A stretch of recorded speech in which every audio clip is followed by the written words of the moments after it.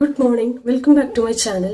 So ഒരു കാര്യം പറയാനായിട്ട് വന്നതാട്ടോ. ഇതൊരു ചെറിയ റിമൈൻഡർ ആയിട്ട് വെച്ചോളൂ. ഞാൻ പണ്ടൊരു വീഡിയോ പാരന്റിങ്ങിനെ കുറിച്ചിട്ട് അങ്ങനെ ഡീറ്റെയിൽ ആയിട്ട് അറിയില്ല എന്നുള്ളത്. ബട്ട് ഞാൻ അന്ന് പറഞ്ഞൊരു കാര്യം കുറെ ഡോക്ടേഴ്സിന്റെ വീഡിയോസ് എടുത്ത് നോക്കിക്കോളൂ. അതിൽ തന്നെ അവർ പറയുന്നുണ്ട് എങ്ങനെ പാരന്റ്സ് കുട്ടികളെ ഡീൽ ചെയ്യണം. പക്ഷെ ഞാൻ ഇന്ന് പറയാൻ പോകുന്നത് കുറച്ച് നമുക്ക് അറിയുന്ന കുറച്ച് കാര്യങ്ങളുണ്ട് കേട്ടോ. പാരന്റ്സ് എങ്ങനെ കുട്ടികളോട് ഡീൽ ചെയ്യേണ്ട കുറച്ച് കാര്യങ്ങൾ, അതായത് നമുക്ക് എല്ലാവർക്കും അറിയുന്ന കുറച്ച് കാര്യങ്ങളാണ്. പെട്ടെന്ന് അത് പ്രാക്ടിക്കൽ ആയില്ലെങ്കിലും നിങ്ങളത് ആക്കാൻ നോക്കുക. Before that I want to tell you that children don't they need understanding once എന്നൊരു പോർട്ടൽ ഉണ്ടാക്കുകയാണെങ്കിൽ ഒന്ന് സെർച്ച് ചെയ്ത് നോക്കിക്കോളൂ കേട്ടോ. പിന്നെ എനിക്ക് ആദ്യമായിട്ട് തന്നെ പറയാനുള്ള ഒരു കാര്യം, നമ്മളിപ്പോൾ കുഞ്ഞുങ്ങൾ സ്കൂളിലൊക്കെ ചേർത്ത് സ്റ്റാർട്ട് ചെയ്യുന്ന ഒരു സമയമാകുമ്പോൾ ഒരിക്കലും നമ്മൾ ചെയ്യാൻ പാടില്ലാത്തൊരു കാര്യം എന്ന് പറയുന്നത് അവരെ കമ്പാരിസൺ ചെയ്യുക എന്നുള്ളതാണ്. അതായത് ബിക്കോസ് കമ്പാരിസൺ ഹേർട്സ്, അതായത് കമ്പാരിസൺ എന്ന് പറയുന്നത് അത്രയും ഹേർട്ടിങ് ആയിരിക്കും.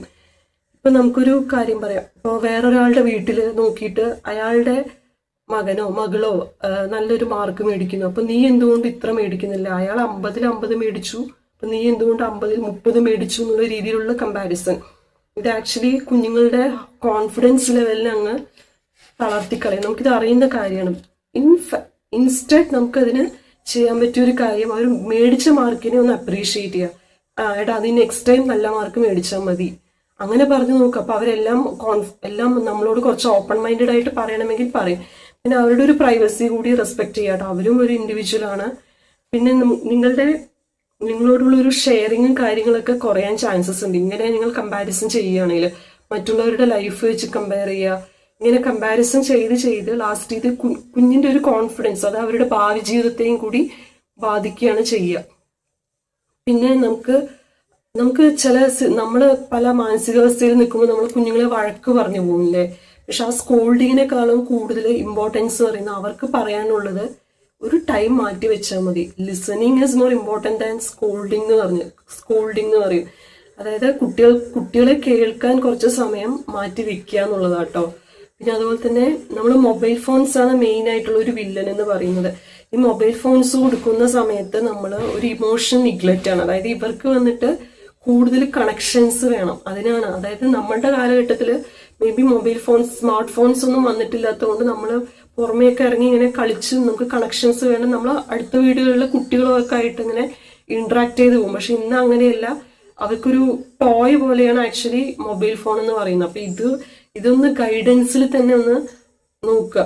പിന്നെ അവർക്കിടയിൽ നിങ്ങൾ എപ്പോഴും ഒരു റെസ്പെക്ട്, ഫിയർ അങ്ങനത്തെ ഒരു വ്യത്യാസത്തിൽ അവരെ വളർത്തി വരരുത്. കാരണം ചില വീടുകളിൽ കുട്ടികൾ എപ്പോഴും പാരൻസിനെ പേടിക്കുന്ന പിള്ളേരുണ്ടാവും.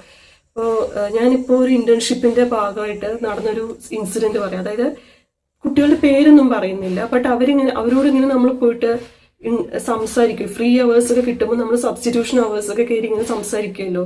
അപ്പൊ അവരൊക്കെ വരുന്ന ചില സാഹചര്യങ്ങൾ അങ്ങനെ. ചില കുട്ടികൾക്ക് എന്ന് പറഞ്ഞാൽ പാരന്റ്സിനെ പേടിച്ചിട്ടിരിക്കുന്ന കുട്ടികളുണ്ട്. അതായത് ഇങ്ങനെ പോയി കഴിഞ്ഞാൽ കുട്ടികൾക്ക് റിയൽ ലൈഫിൽ എപ്പോഴും കോൺഫിഡൻസ് കുറവായിരിക്കും. അപ്പോൾ ഒരു പേടി എപ്പോഴും ഇങ്ങനെ ഉള്ളിൽ ക്രിയേറ്റ് ആയിട്ട് വന്നുകൊണ്ടേയിരിക്കും. അപ്പൊ ഈ പേടി ഇവിടെ റെഡ്യൂസ് ആവില്ല കേട്ടോ. അപ്പൊ പാരന്റിങ്ങിന്റെ ഈ കുറച്ച് കാര്യങ്ങൾ നിങ്ങൾ നോക്കാനായിട്ട് ശ്രദ്ധിക്കുക കേട്ടോ. അപ്പൊ ഇതെല്ലാം കറക്റ്റ് ആക്കാൻ മാക്സിമം നോക്കുകയാണെങ്കിൽ നിങ്ങളുടെ ചൈൽഡിനെ നിങ്ങളുടെ നല്ലൊരു ഫ്രണ്ട് ആയിട്ട് കൊണ്ടുപോകാം. പിന്നെ ഇതിന്റെ കൂടെ കുറച്ച് എക്സ്ട്രാ ടിപ്സും കൂടെ ഞാൻ പറഞ്ഞുതരാം. കുഞ്ഞ് ജനിച്ച് ഒരു ആദ്യത്തെ 5 വയസ്സ് വരെ നല്ലപോലെ സ്നേഹത്തോടെ അതിനോട് ബിഹേവ് ചെയ്യാനായിട്ട് നോക്കുക കേട്ടോ. പിന്നെ 5 വയസ്സ് തൊട്ട് 10-12 ഒരു ടീനേജ് എത്തും വരെയും നമ്മള് ചാണക്യതന്ത്രത്തിൽ ഒരു കാര്യം പറയുന്നുണ്ട്. ഡിസിപ്ലിൻ ട്രെയിനിങ് എന്ന് പറഞ്ഞൊരു സംഭവം പറയുന്നുണ്ട് കേട്ടോ. അപ്പൊ അത് ചെയ്യാനായിട്ട് നോക്കുക. ഡിസിപ്ലിൻ ട്രെയിനിങ് കഴിഞ്ഞാല് നമ്മൾ ചെയ്യേണ്ട ഒരു കാര്യമാണ്, പിന്നീട് അവരോട് ടീനേജിന്റെ ഒരു ബിഗിനിങ് തുടങ്ങുന്ന സമയത്ത് അവരോട് ഒരു ഫ്രണ്ട്ഷിപ്പ് മെയിൻറ്റെയിൻ ചെയ്യാനായിട്ട് നോക്കുക. ഫ്രണ്ട്ഷിപ്പ് മെയിൻറ്റെയിൻ ചെയ്യുക. അവർക്ക് പറയാനുള്ളത് എന്താന്ന് വെച്ചാൽ അത് കേൾക്കാനായിട്ട് നിൽക്കുക. നമ്മൾ നല്ലൊരു ലിസണറായിട്ട് നിന്ന് കഴിഞ്ഞാൽ അവർക്ക് തുറന്ന് പറയാൻ ഒരു ഇടം, അതായത് ഒരു സ്പേസ് കൊടുത്തു കഴിഞ്ഞാൽ തന്നെ നിങ്ങളൊരു സക്സസ്ഫുൾ പാരന്റ് ആയി എന്ന് പറയാട്ടോ. പിന്നെ ഇത്രയേ ഉള്ളൂ കേട്ടോ. വീഡിയോ ഇഷ്ടപ്പെടുവാണെങ്കിൽ മാത്രം ലൈക്ക് ചെയ്യുക, ഷെയർ ചെയ്യുക, സബ്സ്ക്രൈബ് ചെയ്യുക. താങ്ക്